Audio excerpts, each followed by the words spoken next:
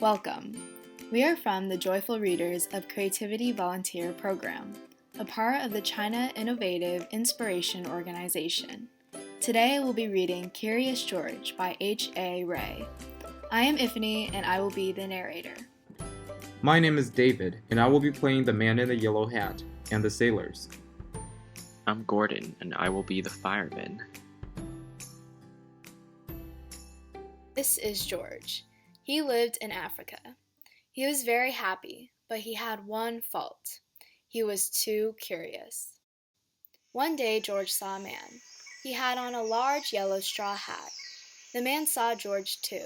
What a nice little monkey, he thought. I would like to take him home with me. The man put his hat on the ground, and of course, George was curious. He came down from the tree to look at the large yellow hat. The hat had been on the man's head. George thought it would be nice to have it on his own.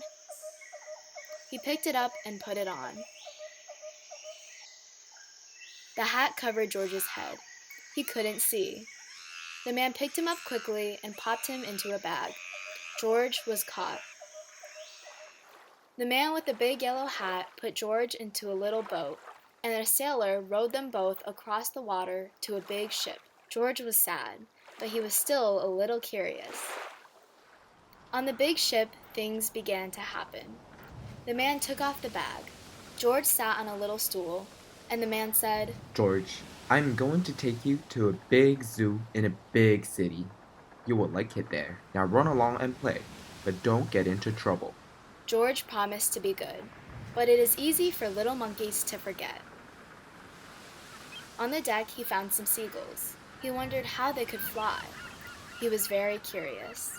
Finally, he had to try. It looked easy, but oh, what happened? First this, then this. Where's George? The sailors looked and looked. At last, they saw him struggling in the water and almost all tired out. Man overboard! The sailors cried as they threw him a lifebelt. George caught it and held on. At last, he was safe on board. After that, George was more careful to be a good monkey, until at last, the long trip was over. George said goodbye to the kind sailors, and he and the man with the yellow hat walked off the ship onto the shore and on into the city to the man's house. After a good meal and a good pipe, George felt very tired. He crawled into bed and fell asleep at once. The next morning, the man telephoned the zoo. George watched him. He was fascinated. Then the man went away. George was curious. He wanted to telephone too. 1, 2, 3, 4, 5, 6, 7. What fun!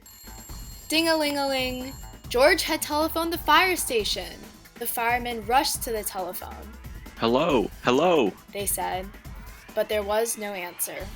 Then they looked for the signal on the big map that showed where the telephone call had come from. They didn't know it was George. They thought it was a real fire. Hurry, hurry, hurry! The firemen jumped onto the fire engines and onto the hook and ladders. Ding dong, everyone out of the way! Hurry, hurry, hurry! The firemen rushed into the house. They opened the door. No fire! Only a naughty little monkey. Oh, catch him, they cried. George tried to run away. He almost did, but he got caught in the telephone wire. And a thin fireman caught one arm and a fat fireman caught the other. You fooled the fire department, they said. We will have to shut you up where you can't do any more harm. They took him away and shut him in prison. George wanted to get out. He climbed up to the window to try the bars. Just then, the watchman came in. He got on a wooden bed to watch George, but the watchman was too big and heavy. The bed tipped up and the watchman fell over. And quick as lightning, George ran out through the open door. He hurried through the building and out onto the roof. And then he was lucky to be a monkey. Out he walked onto the telephone wires. Quickly and quietly over the guard's head, George walked away. He was free! Down in the street, outside the prison wall, stood a balloon man. A little girl bought a balloon for her brother. George watched. He was curious again. He felt he must have a bright red balloon. He reached over and tried to help himself, but instead of one balloon, the whole bunch broke loose. In an instant, the wind whisked them all away, and with them went George, holding tight with both hands. Up, up he sailed, higher and higher. The houses looked like toy houses, and the people like dolls. George was frightened. He held on very tight. At first, the wind blew in great gusts. Then it quieted. Finally, it stopped blowing altogether. George was very tired. Down, down he went, bump, onto the top of a traffic light. Everyone was surprised. The traffic got all mixed up. George didn't know what to do. And then he heard someone call, George! He looked down and saw his friend, the man with the big yellow hat. George was very happy. The man was happy too. George slid down the post, and the man with the big yellow hat put him under his arm. Then he paid the balloon man for all the balloons. And then George and the man climbed into the car, and at last away they went. To the zoo. What a nice place for George to live. The end. Discussion questions.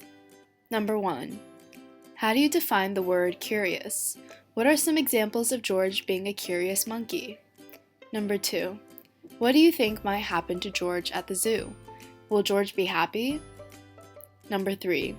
What is your favorite part of the story? Why do you like this part the most? Vocabulary. Number 1.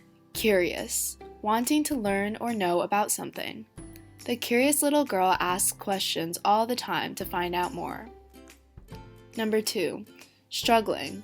Working hard to do something difficult. Jerry was struggling to get out of bed to go to school. Number 3. Careful. Making sure to avoid harm, done with a lot of care.